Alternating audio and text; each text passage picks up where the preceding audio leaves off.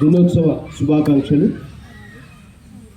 ప్రధానంగా మన ఇప్పటి వరకు మాట్లాడినటువంటి సార్లందరికీ కూడా ధన్యవాదాలు తెలియజేస్తూ, ముఖ్యంగా ఈరోజు భారతదేశ వ్యాప్తంగా ఇది 2017 నుంచి అధికారికంగా అన్ని కళాశాలల్లో పాఠశాలల్లో ఈ నడిపిస్తున్నటువంటి కార్యక్రమాలు.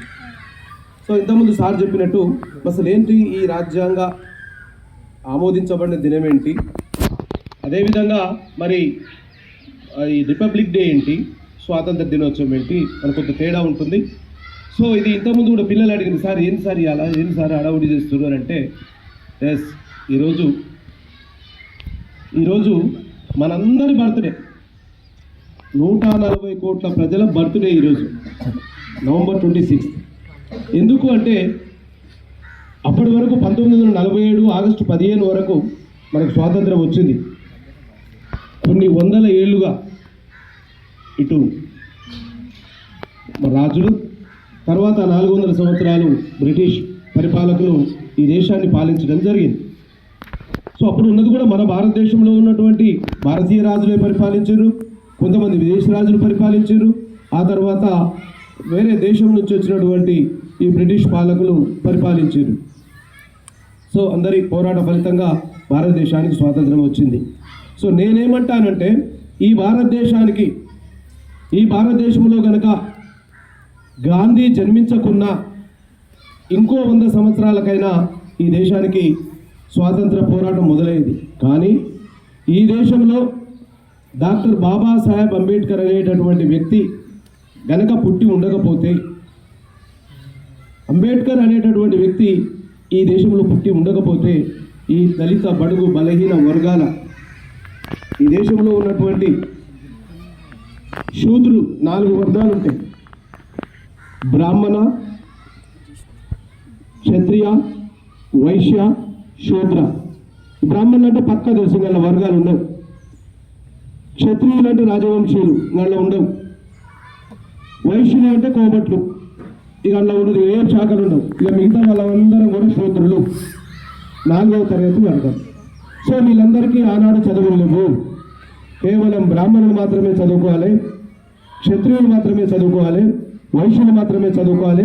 వీరందరూ వ్యవసాయం చేసి, వీరందరూ కూడా వాళ్ళకి కావాల్సినటువంటి ఈ యొక్క కుల వృత్తులు కావచ్చు, చేతి వృత్తులు కావచ్చు, ఇవన్నీ వాళ్ళకి చేయాలి. ఇది ఆనాడు ఉన్నటువంటి మనుధర్మశాస్త్రం.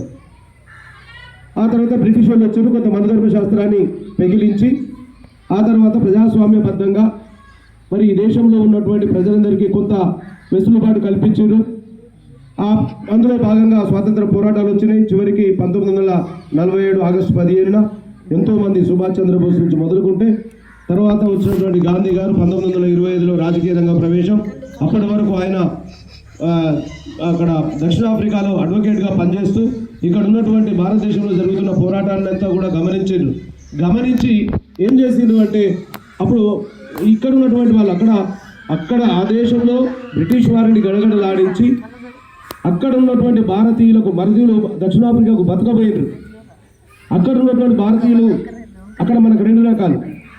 ఇక్కడ ఏ విధంగా మాలమాదిగలని కనుక అంటరాని వారిగా భావిస్తారో, అక్కడ జాతులు ఎవరైతే నల్ల స్కిన్ తెలుసు కదా, ఆ నల్ల జాతీయులను అంటే మన భారతీయులను వాళ్ళు 2వ పౌరులుగా అంటరాని వారిగా చూసి మన బస్సులలో రానిచ్చే వాళ్ళు కాదు, వాళ్ళ యొక్క హోటళ్ళకు రానిచ్చేవారు కాదు. వాళ్ళు ఆడుకునేటటువంటి విహార అంటే ప్రదేశాలు ఏమంటారు సార్ దాన్ని, గార్డెన్స్, ఇప్పుడు క్లబ్స్, మన పార్క్స్, ఈ పార్కులలో కూడా మనల్ని రానిచ్చేవారు కాదు, అంటే భారతీయుల్ని. సో దీన్నంటిది గమనించినటువంటి గాంధీ గారు అక్కడ పోరాటం చేసి సక్సెస్ అయ్యి అక్కడ భారతీయులకు స్వేచ్ఛను కల్పిస్తే ఆనాడు మన భారతదేశంలో ఉన్నటువంటి మిగతా పోరాట యోధులు అప్పుడు గాంధీ గారి దగ్గరికి పోయి, అయ్యా గాంధీ గారు మీరు ఖచ్చితంగా ఈ దేశానికి రావాలి, ఈ దేశంలో స్వాతంత్ర పోరాటం చేయాలి, ఈ దేశాన్ని కబంధ హస్తాల నుంచి, విదేశీయుల బ్రిటిష్ వారి కబంధ హస్తాల నుంచి విడిపించాలి అని చెప్పేసి కోరటంతో ఆయన 1920లో మన భారతదేశానికి రావడం, భారతదేశంలో పూర్తి సమయాన్ని కేటాయించి ఆయన 17లో వస్తాడు. వచ్చి 2 సంవత్సరాలు భారతదేశం మొత్తం తిరిగి అసలు భారతదేశంలో వివిధ ప్రాంతాలు, మన దగ్గర హైదరాబాద్ కూడా వచ్చిండు, అటు ఆంధ్ర పోయిండు, ఎక్కడెక్కడ ప్రాంతాల్లో ఏమేమి సమస్యలు ఉన్నాయో తెలుసుకొని అటు చంపారణ ఉద్యమాన్ని మొదలుపెట్టి తేనె అంటే ఈ తేనెకు రైతులపైన చేనేత కార్మికులపైన అదేవిధంగా ఎంతో మంది మీద పోరాటం చేసి చివరికి సక్సెస్ అయింది. అప్పుడు అప్పటి జ్యోతిబా పూలే గారు వీళ్ళందరూ అప్పుడు ఉన్నటువంటి ఎస్సీ ఎస్టీ బీసీ వీళ్ళందరికీ కూడా చదువుకోవాలని చెప్పేసి మహిళలకు ముఖ్యంగా మహిళలు ఎంత దరిద్ర పరిస్థితి అంటే మనం ఎప్పుడైనా చెప్పుకుందాం, కానీ వాళ్ళు కూడా చాలా వాళ్ళు అసలు చదువుకునే వాళ్ళు కాదు, బయటకు వచ్చే వాళ్ళు కాదు, వాళ్ళకి చదువుకునే హక్కు లేదు. యాక్చువల్గా మనోధర్మ శాస్త్రం ప్రకారం ఆడవాళ్ళు ఒంటింటికే పరిమితం కావాలి, అసలు బయటకు ఉన్నటువంటి వ్యక్తిని చూడొద్దు, అది భర్త చనిపోతే భార్య తను అంటే సజీవంగానే మరణించేటటువంటి ఇలాంటి సాంఘిక దురాచారాలు ఎన్నో ఆ ధర్మశాస్త్రంలో ఉండే. బ్రిటిష్ వారి కంటే ముందు దారుణమైన పరిస్థితులు ఉన్నాయి, బ్రిటిష్ వారు వచ్చినాక కూడా జరిగినాయి. అయితే అప్పుడున్నటువంటి మన జ్యోతిబా పూలే గారు కానివ్వండి, రాజా రామ్మోహన్ రాయ్ కానీ వీళ్ళందరూ కూడా ఇలాంటి సాంఘిక దురాచారాల మీద పోరాటం చేసి కొన్ని బ్రిటిష్ వారి ద్వారా హక్కులు సాధించుకోవడం జరిగింది. అదొక ఎత్తు. అయితే ఆనాటి భారత స్వాతంత్ర్యానికంటే ముందు అంటే 40 ఏళ్ళు స్వాతంత్ర్యం వస్తామని చెప్పేసి లార్డ్ మౌంట్ బాటన్ గారు ప్రకటించడం. సో మరి దానికంటే ముందుగా మీరు ఒక రాజ్యాంగాన్ని అంటే ఆ రాజ్యాంగం 1935 చట్టం ప్రకారం అప్పటికి భారతీయ ప్రభుత్వం అంటే ఆనాటి బ్రిటిష్ ప్రభుత్వం 1947 ఆగస్టు 15 తర్వాత కూడా ఈ 1950 జనవరి 26 వరకు 1935 చట్టం ఆధారంగా పరిపాలన జరిగింది. అయితే ఆ క్రమంలో 1947 రోజు సంవత్సరంలో ఈ యొక్క రాజ్యాంగ పరిషత్ని ఏర్పాటు చేసి ఆ రాజ్యాంగ పరిషత్తులో మరి ఒక రచనా సంఘం ఏర్పాటు చేసుకున్నారు. ఆ రాజ్యాంగ రచనా కమిటీకి డాక్టర్ బాబాసాహెబ్ అంబేద్కర్తో పాటు ఇంకా 8 మంది సభ్యులు ఉన్నారు. అలా ఉన్నప్పుడు ఈ భారతదేశానికి స్వాతంత్రం వచ్చిన తర్వాత ఇక్కడ ఉన్నటువంటి కొంతమంది ఆ బ్రాహ్మణ విధానాలు, బ్రాహ్మణ భావజాలం, మనువాద భావజాలం ఉన్నటువంటి వాళ్ళు అంబేద్కర్ గారిని రాజ్యాంగం రచించడం ఇష్టం లేక వాళ్ళు డైరెక్ట్గా మళ్ళీ మౌంట్ బాటన్ దగ్గరికి పోతారు. పోయాయా మా దేశానికి రాజ్యాంగం రచించుకోవాలి, మీరే ఎవరినైనా సూచించమంటే అప్పుడు ఉన్నటువంటి ఆనాడున్నటువంటి మౌంట్ బాటన్ గారు ఒక్కటే చెప్తాడు. ఆయన ప్రపంచ దేశాలలో తిరిగి ప్రపంచంలో అత్యధిక డిగ్రీలు సాధించి ఎన్నో రాజకీయ ఈ యొక్క రాజ్యాంగాలను చదివినటువంటి గొప్ప వ్యక్తి డాక్టర్ బాబాసాహెబ్ అంబేద్కర్ మీ దగ్గర ఉన్నారు అని అప్పుడు గాంధీ గారికి సూచిస్తే గాంధీ గారు అప్పుడు అంబేద్కర్ గారి దగ్గరికి వచ్చి ఖచ్చితంగా మీరే భారత రాజ్యాంగ పరిషత్ సభ్యుడిగా ఉండాలి, ఈ రచనా సంఘానికి అధ్యక్షత వహించాలి అని చెప్పినప్పుడు ఆయన ఒప్పుకోవడం జరిగింది. ఇంకొక గమ్మత్తు ఏంటంటే ఆనాడు ఉన్నటువంటి ఈ కాంగ్రెస్ ప్రభుత్వంలో ఉన్నటువంటి పెద్దలు ఈవెన్ జవహర్లాల్ నెహ్రూ గారు కూడా అసలు అంబేద్కర్ గారు రాజ్యాంగ పరిషత్తుకు పోటీ చేయొద్దు అంటే ఈ 522 మందిలో అక్కడ ఉన్నటువంటి వాళ్ళు మాత్రమే సభ్యులు ఉంటారు. ఫస్ట్ ఎప్పుడో ఒక దగ్గర నుంచి గెలవాలి ఎంపీ లాగా, ఇప్పుడున్నటువంటి ఎంపీల లాగా. అలా ఎవరు లేకుంటే కలకత్తా నుంచి గెలుస్తాడు అని అంబేద్కర్ని వద్దనుకుంటే కలకత్తా నుంచి గెలిచిండేం రాబాయ్ అని చెప్పేసి వీళ్ళందరూ అప్పుడున్నటువంటి సర్దార్ వల్లభాయ్ పటేల్, కొంతమంది ఆర్ఎస్ఎస్ వాళ్ళు ఏం చేశారంటే అప్పుడు గాంధీ గారితో అంటే బంగ్లాదేశ్ అంటే తూర్పు పాకిస్తాన్, ఈ తూర్పు పాకిస్తాన్లో ఆయన గెలిచినటువంటి స్థానాన్ని తూర్పు పాకిస్తాన్లో కలిపేస్తాడు. తూర్పు పాకిస్తాన్లో కలిపేస్తే అప్పుడు మళ్ళీ ఆయన భారత రాజ్యాంగ సభ్యుడు కాడిగా అయిపోయింది. మరి ఎట్లా పరిస్థితి మళ్ళీ డాక్టర్ బాబాసాహెబ్ అంబేద్కర్ అవసరం ఉందని చెప్తే మళ్ళీ బ్రిటన్ వాళ్ళు బలవంతం చేసి ఖచ్చితంగా మీరు ఏం చేస్తారు నాకు తెలియదు, డాక్టర్ బాబాసాహెబ్ అంబేద్కర్ కనుక ఈ రాజ్యాంగ పరిషత్తులో సభ్యుడైతేనే తప్ప ఇంకొకరు వల్ల కాదంటే అప్పుడు మళ్ళీ బామాలి బదిలాడి కలకత్తా నుంచి ఇంకొక తూర్పు కలకత్తా నుంచి పశ్చిమ కలకత్తా నుంచి వీళ్ళని తీసుకొని మళ్ళీ ఆయనను గెలిపించుకోవడం జరిగింది. ఆ విధంగా భారత రాజ్యాంగాన్ని ఆయన దక్షిణాఫ్రికా రాజ్యాంగం, అమెరికా రాజ్యాంగం, కెనడా రాజ్యాంగం ఇలా ఎన్నో రాజ్యాంగాలను పరిశీలన చేసి అది మన భారత సాంస్కృతిక జీవన విధానానికి ఏ విధంగా ఉపయోగపడుతుందో వాటన్నిటినీ ఇక్కడ ఉన్నటువంటి కులమత భేదాలు కావచ్చు, ఈ యొక్క మహిళల పట్ల ఉండే వివక్షత కావచ్చు, వీటన్నిటిని పరిశీలన చేసి ఒక సమగ్రమైనటువంటి రాజ్యాంగ రచనను చేపట్టడం జరిగింది. దానికి సుమారుగా 2 సంవత్సరాల 11 నెలల 18 రోజుల కాలం పట్టింది. అయితే పేరుకు మాత్రమే 8 మంది సభ్యులు ఉన్నారు. కానీ ఒంటి చేత్తో ఆయన ఆ రాజ్యాంగాన్ని ఆయన ఒక్కరి కృషి వల్లనే 75% అందరూ చూడండి నెట్లో కొట్టి చూసినా మనకు అర్థమవుతుంది. ఓన్లీ వాళ్ళు కేవలం నామమాత్రంగానే వాళ్ళు ఆ యొక్క పరిషత్తులో ఆయన దసరా కమిటీలో పాల్గొనడం జరిగింది. టోటల్గా ఆయన వాస్తవంగా ఎందుకు అంటే ఆయన కూడా ఎందుకు ఇంత శ్రమపడ్డాడంటే ఈ రాజ్యాంగ రచనే ఈ భారతావనికి భవిష్యత్ కాబట్టి దాన్ని చాలా అద్భుతంగా అందరికీ ఆమోదయోగ్యమైనటువంటి విధంగా రాజ్యాంగ రచన రాసిన తర్వాత సుమారుగా 4 నెలలు డిబేట్ జరుగుతుంది. ఆ డిబేట్ 547 సభ్యులు ఉంటుంది. మళ్ళీ ఆయన 547 సభ్యుల మధ్య డిబేట్ ప్రతి అంశం మీద కొంతమంది అందరూ పాటించాలని ఏం లేదు, దాని మీద అప్లికేషన్స్ పెట్టారు. ఇది ఇట్లా ఉండొద్దు, అది అట్లా ఉండొద్దు, అది అట్లా ఉండొద్దు అని చెప్పినప్పుడు వీళ్ళందరితో కూడా ఆయన మళ్ళీ ఒక సుమారుగా 4 సంవత్సరాలు అంటే మళ్ళీ ఒక 4 నెలలు ఈ భేటీలో ప్రతి ఒక్కరు అడిగినటువంటి ప్రశ్నకు సమాధానం చెప్పి లేదు భవిష్యత్తులో ఇట్లుంటుంది. ఇంతకుముందు సార్ చెప్పిండు ఆయన ఫ్యూచర్ని భవిష్యత్తుని ఆలోచన చేసుకుని రాజ్యాంగాన్ని రచించిండని. మీకు ఒక చిన్న ఉదాహరణ చెప్తా. ఏంటి అంటే మన తెలంగాణ రాష్ట్ర ఆవిర్భావానికి ప్రధాన కారణం డాక్టర్ బాబాసాహెబ్ అంబేద్కర్. అసలు ఆనాడు ఆయనకు అసలు డిమాండ్ లేదు, రాజ్యాంగం రచించే నాటికి తెలంగాణ డిమాండే లేదు. తెలంగాణ హైదరాబాద్ రాష్ట్రంగా ఉంది.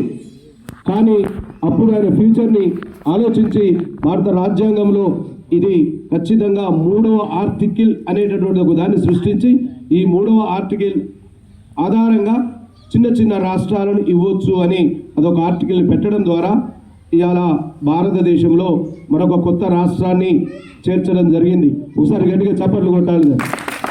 అంటే ఇంత జ్ఞానవంతుడుగా అంటే ఏ కులానికి కానీ ఏ మతానికి కానీ ఇవాళ భారతదేశం ఏ ప్రపంచంలో ఏ దేశం కూడా ఇంత స్వేచ్ఛగా లేదు.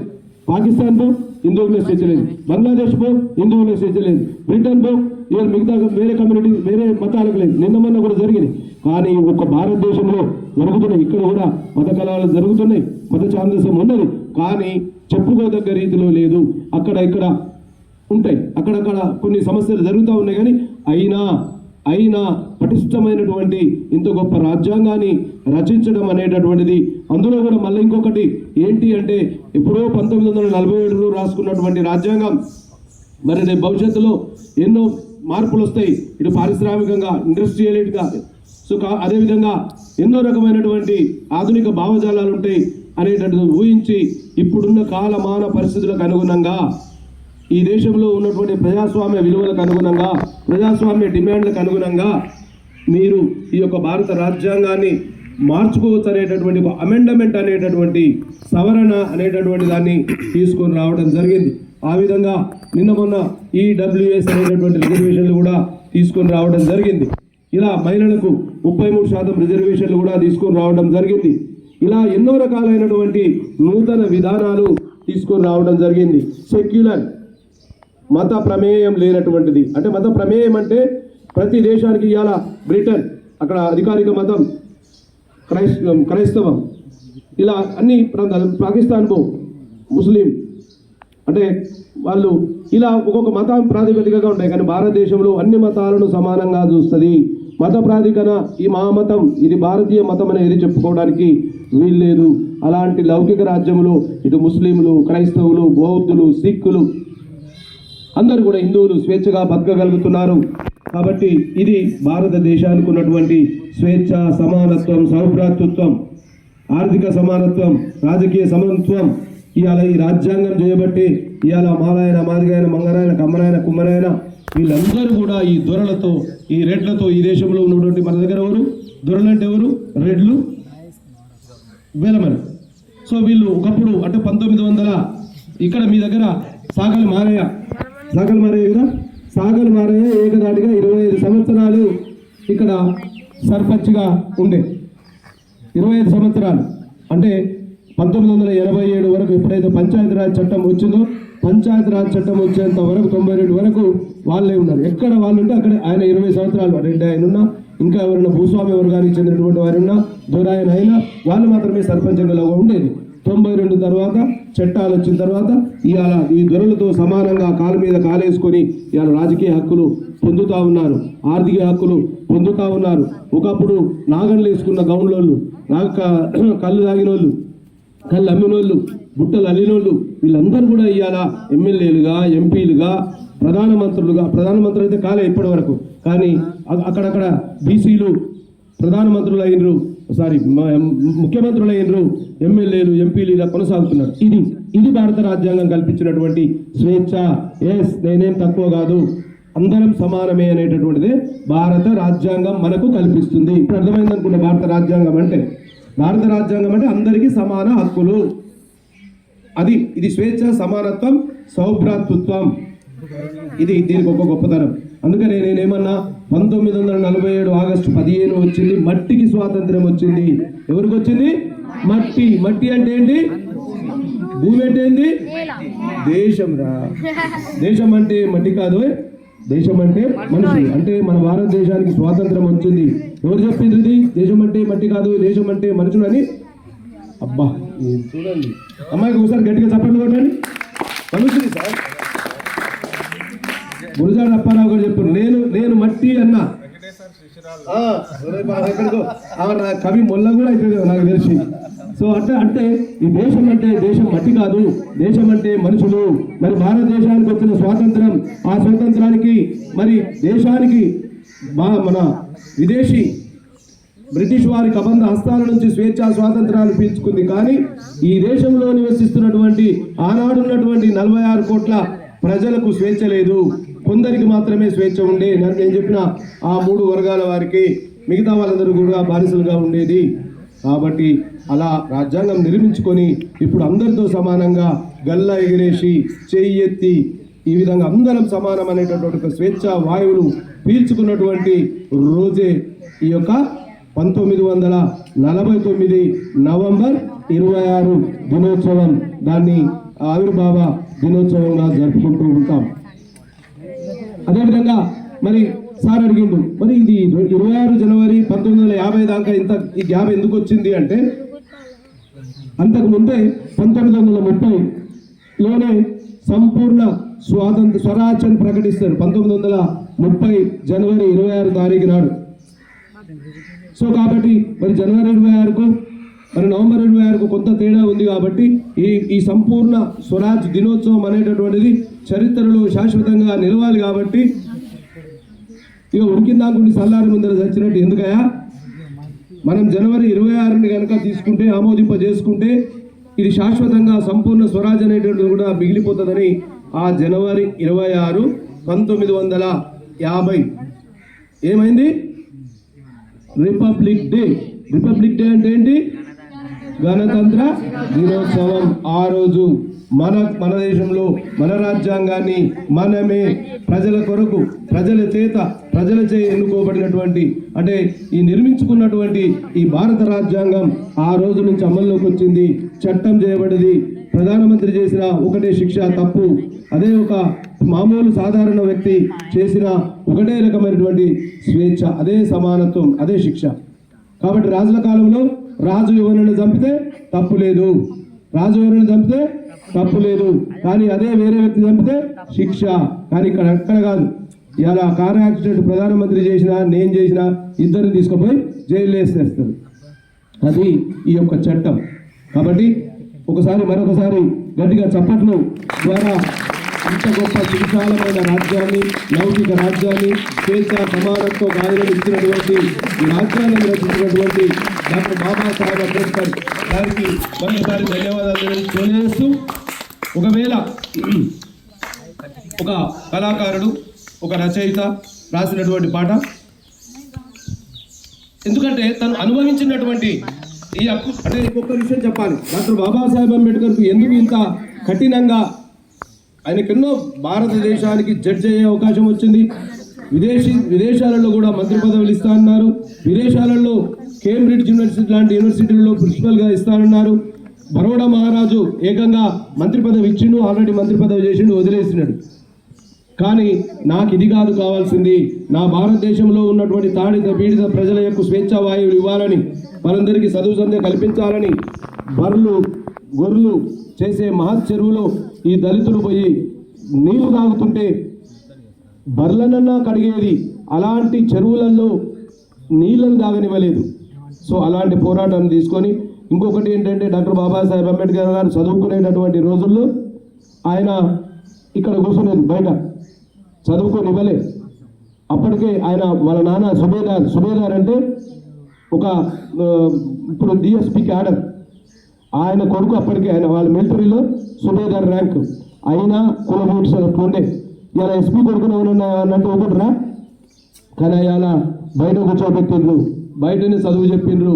అక్కడ ఉన్నటువంటి ఒక బ్రాహ్మణ ఉపాధ్యాయుడు, ఆ బ్రాహ్మణ ఉపాధ్యాయుడు ఈయన పట్ల చాలా గౌరవం ఉండేది, కానీ ఆయన ఏం చేయలేని పరిస్థితి. ఆనాడు ఉన్నటువంటి ఆ కుల వివక్షత, ఆ అంటరానితనం ఆధారంగా ఆయన మీద ప్రేమ, ఆయన తెచ్చుకున్న అన్నం ఈయనకు పెట్టేది, కానీ ఏం చేయలేని పరిస్థితి. ఆయనకి ఎలాంటి సాయం చేసేవాడు కాదు. ఒకనాడు లెక్కేసిండ్రు రాజుల పిల్లలు, అక్కడ ఉండేది ఎవరు చదువుకునేది? రాజులు, సంస్థానాధీశులు, ఇంకా నేను చెప్పినట్టు అక్కడ ఉన్నటువంటి బ్రాహ్మణుల పిల్లలు, అక్కడ ఉన్నటువంటి పెట్టుబడిదారుల పిల్లలు. అప్పటికే ఎంతోమంది వ్యాపారవేత్తలు ఉండేది, ఆ పిల్లలు మాత్రమే చదువుకునేది. చదువుకుంటే అందులో ఎవరికి లెక్కలు రావట్లే. ఈయన బహుముఖ ప్రజ్ఞాశాలి కదా, ఎవరైనా చేస్తారా ఈ లెక్క అంటే నేను చేస్తా అన్నాడు. నేను చేస్తాను చేయలేపిండు, కానీ ఈయన లోపలికి పోయే పరిస్థితి లేదు. ఆ బోర్డు మీదకి పోవాలి, ఆ బోర్డు పట్టుకుంటే మైలు అంటుంది. ఆ పిల్లలందరూ లేచి ఒకనాడు సార్ వద్దొద్దు, ఆయన అడిగి పోవద్దు అంటాడు. బోర్డును ముట్టుకోవద్దాడు. అరే బోర్డు ఎందుకు ముట్టుకోవద్దు, వాడు లెక్క చేసేందుకు పోతున్నాడు. ఆ బోర్డు వెనుక మా టిఫిన్ బాక్సులు ఉన్నాయి. ఆ బోర్డు వెనుక ఏమున్నాయి? మా టిఫిన్ బాక్సులు ఉన్నాయి. ఉంటే ఏమైంది మరి? ఇప్పుకొని తింటుండా? లేలే, ఆయన అక్కడికి పోతేనే అవి మైలబడతాయి. అంత దారుణమైనటువంటి పరిస్థితి. జస్ట్ అక్కడికి పోతేనే మైలబడతాయి అంటే ఆ సార్ ఏం చేసిండు, ఫస్ట్ మీ టిఫిన్ బాక్సులు తీసి పక్క పెట్టండి. వాళ్ళు వచ్చి ఆ టిఫిన్ బాక్సులు పక్కగా పెడితే అప్పుడు ఆయన పోయి లెక్క చేసిండు. చూడండి ఎంత అంటే ఎంత ఆనాడున్నటువంటి పసి హృదయం ఎంత తల్లడిల్లు ఉంటుంది ఆ సంఘటన. నీళ్లు ముట్టుకొని ఇచ్చేవాళ్ళు కాదు, ఆ కుండకాయకు పోయేది లేదు. ఇది పరిస్థితి. ఎవరో ఒకరు అప్పటిదాకా ధూప ఆపుకోవాలి. ఆయన అప్పటిదాకా ఆయన ధూప ఆపుకోవాలి. ధూపైన ఎవడో ఒకడు వచ్చి అలా పోస్తేనే అది ఉండేది. సో అందుకు ఆయన ఇలాంటి బాధలు భవిష్యత్ కాలంలో నా పిల్లలు అనుభవించొద్దు అనేటటువంటి ఉద్దేశంతో, నా జాతులు అనుభవించొద్దు అని చెప్పేసి ఆయన పంతం బట్టి ఆ యొక్క కార్యక్రమంలో ముందున్నాడు. అందుకే ఏమైపోయే వాళ్ళమో అంబేద్కరు లేకుంటే, ఏ చీకటి మింగునో తను వెలుగై రాకుంటే. ఏమైపోయే వాళ్ళమో అంబేద్కరు లేకుంటే, ఏ చీకటి మింగునో తను వెలుగై రాకుంటే. తరాల మన స్థితి గతులు మారక తల్లడిల్లు గద సకల జనం. తరాల మన స్థితి గతులు మారక తల్లడిల్లు గద సకల జనం. బ్రతుకు అగ్రకుల విష కౌగిట పడి నలిగిపోవు గద నేటి దినం. ఏమైపోయే వాళ్ళమో అంబేద్కరు లేకుంటే, ఏ చీకటి మింగునో తను వెలుగై రాకుంటే. అడుగు తను అనుభవించిన బాధలు తలచి, భావితరాల భవిష్యత్తునంతా ముందే తెలిసి. అడుగు తను అనుభవించిన బాధలు తలచి, భావితరాల భవిష్యత్తునంతా ముందే తెలిసి. తన నెత్తుడి చుక్కలు లక్షల అక్షరాలుగా మలిచాడు. భారత జన నుదిటి రాతను అంబేద్కరు మార్చాడు. ఏమైపోయే వాళ్ళమో అంబేద్కరు లేకుంటే, ఏ చీకటి మింగునో తను వెలుగై రాకుంటే. ఈ విధంగా తను అనుభవించినటువంటి అడుగడుగున అనుభవించినటువంటి అతని కష్టాలు చిన్నప్పటి నుంచే కాదు, 10th పాస్ అయిన తర్వాత, ఇంటర్మీడియట్ చదివేటప్పుడు, ఇంటర్మీడియట్ అయిపోయిన తర్వాత బరోడా మహారాజు పిలిపించి అక్కడిని ఆక్స్ఫర్డ్ యూనివర్సిటీకి పంపించడం, వచ్చిన తర్వాత ఆయనకు ఉద్యోగం ఇవ్వడం, అంటే ఒక మంత్రి పదవి. ఆ మంత్రి పదవిలో కూర్చొని ఎకానమీ మంత్రి పదవిలో కూర్చొని ఉంటే అప్పటికి ఆయనను ఒక ఆ బరోడా సంస్థానంలో ఆయనకి ఇస్తే అటెండర్లు ఫైళ్లను అలా ఇస్త్రీసేది. అటెండర్లు, ఆయన ఒక మంత్రి. అలాంటి వివక్షతను చూసి ఆ రాజుగారికి చెప్పకుండానే ఆయన తన పదవికి రాజీనామా చేసి నేను ఉండనని చెప్పేసి చేయడం జరిగింది. ఎన్నో అనుభవాలను చవిచూసిండు కాబట్టి భవిష్యత్తులో ఈ జాతులు ఎవరు కూడా స్వేచ్ఛగా అనుభవించాలనేటువంటి పట్టుదలతోటి ఇలా చేయటం వల్లనే ఈ హక్కులు మనకు రావడం జరిగింది. కాబట్టి భారత రాజ్యాంగానికి అంత విలువ ఉంది. అందుకనే ప్రతి ఒక్కరు కూడా చెప్పేది ఏంటంటే మనం వర్ధిల్లాలి అంటే, మనం బాగుండాలంటే మనం భారత రాజ్యాంగం బాగుండాలి. ఈ భారత రాజ్యాంగం ఏమిటంటే నీకు హక్కులు కల్పించింది, నీకు న్యాయం జరగకపోతే ఎమ్మెల్యే కాడుకో, ఎంపీ కాడుకో, ముఖ్యమంత్రి కాడుకో, భారత ప్రధానమంత్రి కాడుకో పోవాల్సినటువంటి అవసరం లేదు. నువ్వు ఓడరబై చలో పో, నేను పోతున్నా అని చెప్పేసి నువ్వు సుప్రీంకోర్టుకు పోవచ్చు, హైకోర్టుకు పోవచ్చు, జిల్లా కోర్టుకు పోవచ్చు. అక్కడ మనం న్యాయాన్ని పొందవచ్చు. అదే భారత రాజ్యాంగం ఉన్న గొప్పతనం. అటువైపు ప్రధానమంత్రి ఉన్నా, ఇటువైపు నేనున్నా, తప్పు ప్రధానమంత్రి చేస్తే ఈ చట్ట ప్రకారం ఆయన శిక్షించబడతాడు. కాబట్టి ఆ విధంగా భారత రాజ్యాంగాన్ని గొప్పతనం మీ అందరికీ తెలియజేస్తూ థ్యాంక్ యూ. ఇప్పుడు మనం కేక్ కటింగ్ కార్యక్రమాన్ని ఇప్పుడు ఇవాళ ఏంది, ఇవాళ ప్రత్యేకత ఏం దినోత్సవం? మనందరి జన్మదినోత్సవం. 140 కోట్ల మంది జన్మదినోత్సవం. చలో సార్.